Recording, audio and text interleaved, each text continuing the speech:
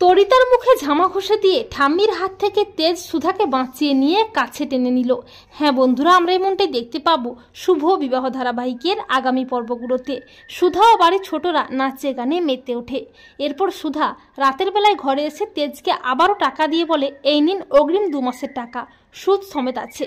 তখন তেজ মনে মনে ভাবে, সুধা এতগুলো টাকা পাচ্ছে কোথা থেকে, আমাকে জানতেই হবে। এরপর গভীর রাতে সুধা আবারও যায় মিষ্টি বানাতে, আর তেজ দেখতে পায় সুধার ঘড়ির লোকেশন দেখাচ্ছে রান্নাঘর।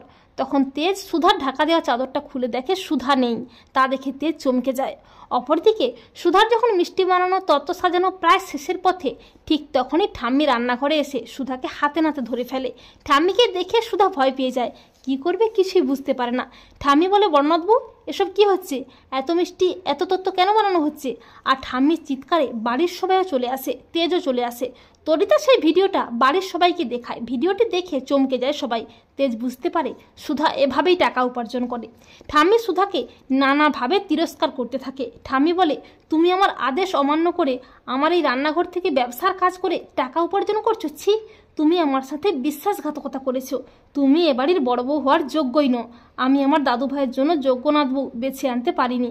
সুধা ঠাম্মির কাছে হাত জোড় করে বলে, ঠাম্মি বিশ্বাস করুন, আমি মিথ্যে কথা বলিনি, আমি তোমার বিশ্বাসভঙ্গ করিনি। কিন্তু ঠাম্মি সুধার কোনো কথা না শুনে সুধাকে বলে, কোনো বিশ্বাসঘাতকের জায়গা এ বাড়িতে হবে না, তুমি এক্ষুনি এই বাড়ি থেকে বেরিয়ে যাও। তখন তরিতা সুধাকে যখনই হাত ধরে টানতে থাকে বসু মল্লিক বাড়ি থেকে বের করে দেওয়ার জন্য, ঠিক তখনই তেজ সুধার হাতটি ধরে বলে, দাঁড়াও।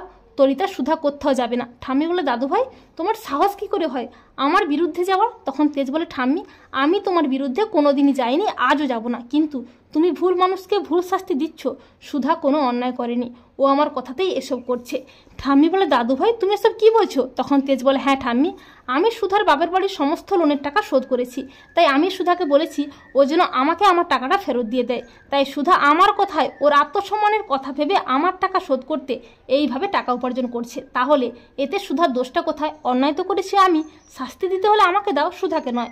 সুধা আত্মসম্মানী মেয়ে। ঠাম্মি সেটা বুঝতে পেরে সুধার শাস্তি মুকুব করে বসু মল্লিক বাড়িতে থেকে ব্যবসা করার অনুমতি দেয় সুধাকে। আর তেজ তরিতার মুখে ঝামা ঘষে দিয়ে সুধাকে নিয়ে যায় নিজের ঘরে।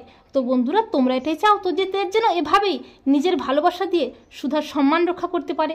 কমেন্ট করে জানাতে ভুলো না কিন্তু তোমাদের মতামতটি।